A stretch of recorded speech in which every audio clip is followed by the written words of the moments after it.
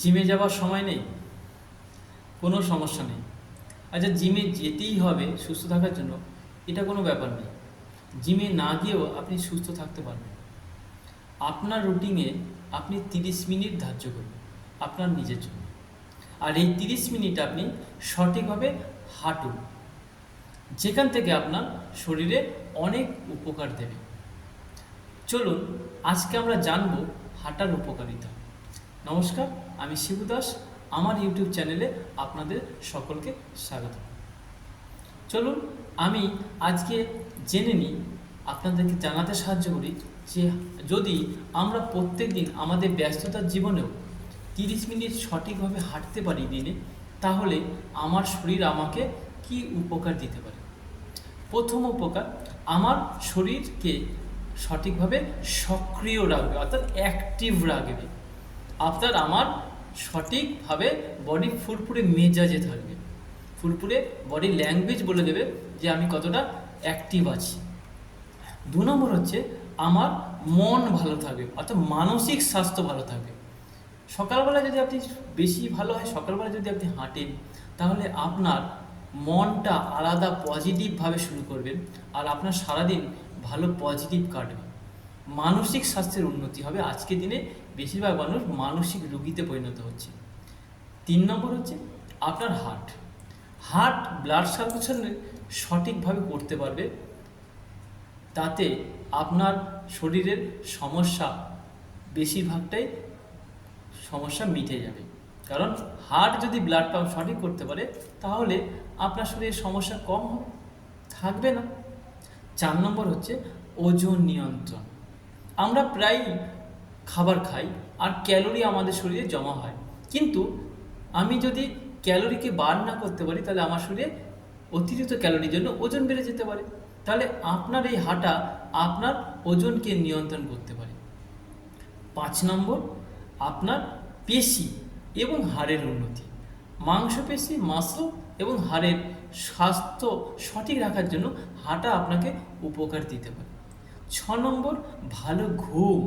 আজকের দিনে অনেক মানুষ আছে তাদের ভালো ঘুম হয় না, আর আপনার এই 30 মিনিট হাঁটা আপনাকে ভালো ঘুম উপহার দিতে পারে, যা আপনার বডির রিপেয়ারিং করতে সাহায্য করবে, আর আপনার বডি ভালো থাকবে, সুস্থ থাকবে। আর 7 নম্বর হচ্ছে দৈনন্দিন কাজের এনার্জি বা কর্মক্ষমতা। আজকের দিনে ছোট থেকে বড় বেশিরভাগ মানুষের এনার্জির অভাব, কাজের প্রতি অনীহা, মানে দুর্বল দুর্বল ভাব লাগা, ভালো লাগছে না, এই যে সমস্যাগুলো, এগুলো থেকে আপনার শরীর আপনাকে বের করে দেবে, আপনাকে উপহার দেবে একটা ফুল এনার্জি এবং সারাক্ষণ কাজ করার একটা ইচ্ছা। সেটা আপনার শরীর আপনাকে উপহার দেবে। তাহলে আপনাকে ঠিক করতে হবে আপনি কিভাবে হাঁটবেন।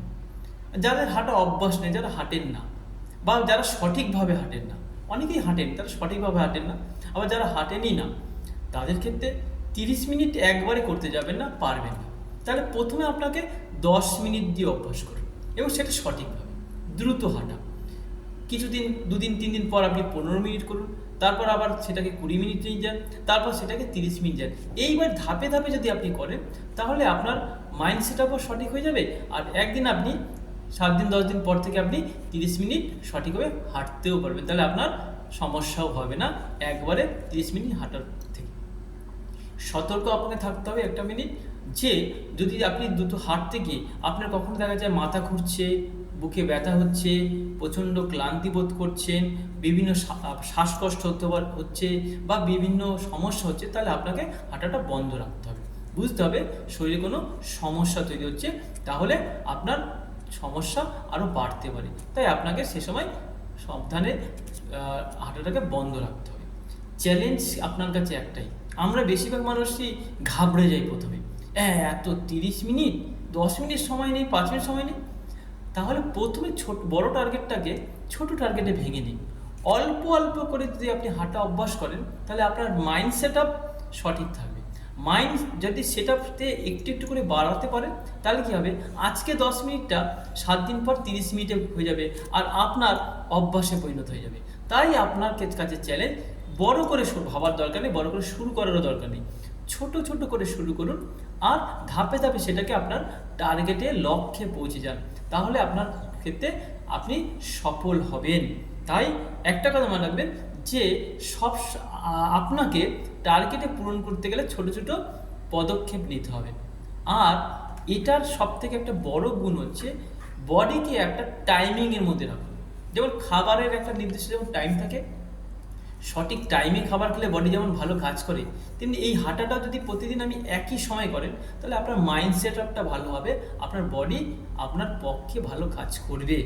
সেক্ষেত্রে আপনাকে এগুলো সঠিকভাবে নিজের মতো করে রুটিন বানাতে হবে।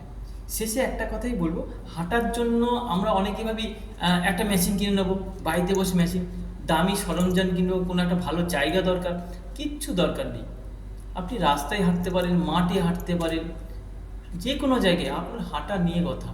তাহলে তার জন্য বড় কিছু ভাবার দরকার নেই, ছোট সিদ্ধান্তই আপনার জীবনে গুরুত্বপূর্ণ। সেইভাবে আপনি সিদ্ধান্ত নিতে পারেন আপনার শরীর পক্ষে। আমার এই পরামর্শ, আজকের এই ভিডিওতে আমার এই পরামর্শ, আমার ভিডিও যদি আপনাদের ভালো লেগে থাকে তাহলে অবশ্যই লাইক করবেন, এবং যাদের স্বাস্থ্য এবং ওয়েলনেসের প্রয়োজন আছে তাদেরকে শেয়ার করতে পারেন।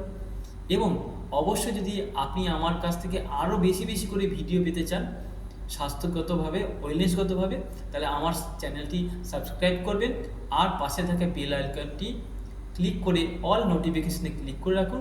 আমার ভিডিও আপলোড করার সঙ্গে সঙ্গে আপনার কাছে প্রথমে পৌঁছে যাবে, যেখান থেকে আপনি অনেক কিছু ইনফরমেশন পাবেন। আর অবশ্যই কমেন্টে লিখবেন আপনি প্রতিদিন কত মিনিট করে হাঁটেন। নমস্কার, আমি শিবু দাস। আপনারা সকলে ভালো থাকবেন, সুস্থ থাকবেন, সচেতন থাকবেন। আবার পরবর্তী ভিডিওতে আবার দেখা হবে। ধন্যবাদ।